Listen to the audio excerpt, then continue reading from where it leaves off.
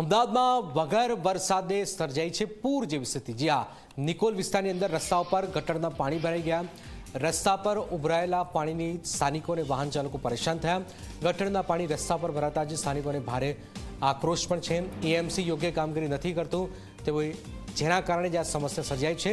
અનેક ફરિયાદ છતાં નિકાલ ન થતાં જ સ્થાનિકોમાં ભારે રોષ પણ જોવામાં આવી રહ્યો છે।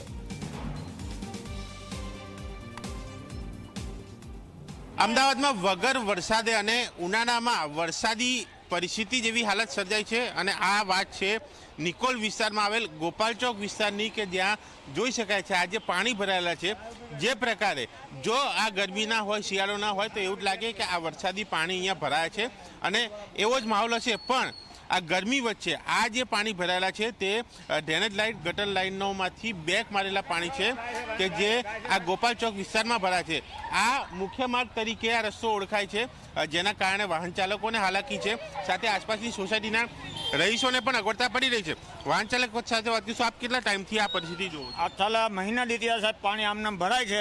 આ છોકરાઓને લેવા અને મૂકવા આવવાના ગંદકીવાળો થાય, બીમાર પડશે એની જવાબદારી કોણ લે છે? કયો મને હાલો, સરકાર લે છે કે સરકાર દવા આપે છે? કોઈ મ્યુનિસિપાલિટી વાળા જોવા નથી આવતા અહીં કણે કે આ કેવું પાણી ભરાય છે, શું કરે છે? સરકાર ટેક્સ લે છે, બધું લે છે પબ્લિક પાસે।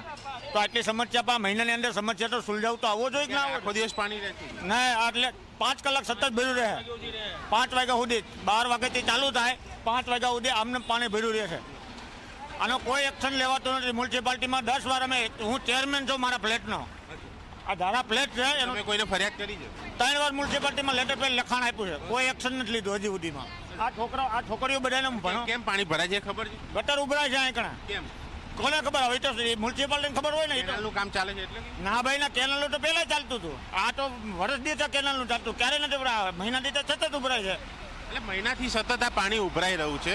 આ લોકોની તકલીફ છે, લોકોની વેદના છે। બેન, તમે શું કહેશો, અહીંયા કઈ રીતના પાણી ભરાય? આ ટ્રક જઈ રહ્યો છે, તમે જોઈ રહ્યા છો, આ રોડ ફૂલ ટ્રાફિક વાળો છે। સવારે 10 વાગ્યાથી આ પાણી ભરાઈ ગયું છે, સાંજે 4 થી 5 વાગ્યા પાણી ઉતરશે। હું અહીંયા ક્લાસીસ છે, ડેઇલી દિવસમાં 4 વખત આ પાણીમાંથી મારે આવવું પડે છે। સ્કૂલ છે, તમે જોઈ શકો છો કેટલા બધા બાળકો છે, અને ગટરની ગંદકીવાળા પાણીમાં અમારા બહેનો અંદર 5 કલાકનું વર્ક દુપટ્ટા મોઢે બાંધીને કરે છે। આનું કોઈ જ સોલ્યુશન નથી। કમ્પ્લેનો કરવા છતાં પબ્લિકના મનમાં ફિક્સ થઈ ગયું છે કે કોઈ નિવેડો નથી આવતો એટલે કોઈ મતલબ નથી। તમે જુઓ કેટલા ઇઝીલી વાહનો જાય છે, કેટલા ટ્રાફિકવાળા મોટા નાના બધા પણ છે ને, 3 સ્કૂલ છે, એક નહીં। બીજા વાહન ચાલક સાથે વાત કરીશું, તમે કાકા શું કહેશો, આ શું થવું જોઈએ અહીંયા? આ હરકું કરવું જોઈએ। કેટલા ટાઈમથી જોવો છો? આ 25 વર્ષથી આવું જ જોઈએ છે। 25 વર્ષ? હા, એટલે ચોમાસા સિવાય પણ આવું હોય? આ પહેલી ફેરે એવું થાય ચોમાસા પછી, આ વરસ જેવું થાય છે વરસથી। એટલે અહીંયા વર્ષોની સમસ્યા છે। ચોમાસા દરમિયાન અહીંયા વરસાદી પાણી અહીંયા ભરેલા જોવા મળે છે, પણ ચોમાસા વગર જ્યારે આ પરિસ્થિતિ સર્જાય છે અને તેમાં કોર્પોરેશનને ફરિયાદ છે છતાં પણ કામગીરી નથી, તેની સામે સવાલો ઊભા થાય છે કે આખરે તંત્ર કયા પ્રકારનું કામ કરે છે। કોર્પોરેશનમાં ફરિયાદ જાય એટલે જે તે વિભાગ સાથે કોર્પોરેટરને પણ કદાચ ખ્યાલ હશે આ બાબતની, કારણ કે ત્યાં પણ ફરિયાદ થઈ છે, તો આ ફરિયાદ છતાં પણ નિકાલ કેમ નહીં, તે મોટો પ્રશ્ન છે, જેને લઈને સ્થાનિકોમાં નારાજગી છે। અને નારાજગી દૂર થવી તેની પહેલાં આ સમસ્યા દૂર થવી તે જરૂરી છે, કારણ કે અહીંયા સ્કૂલ આવેલી છે, મુખ્ય માર્ગ છે અને આસપાસમાં લોકો પણ રહે છે અને વેપાર ધંધા પણ છે। તે તમામ લોકોને તેની અસર સીધી રીતે પડી રહી છે અને લોકો ક્યાંક આ પાણીથી બીમાર ન પડે તે પણ એક ચિંતા કરવી જરૂરી છે। કેમેરામેન મુકેશ ચૌહાણ સાથે દર્શન રાવલ, ઝી મીડિયા, અમદાવાદ।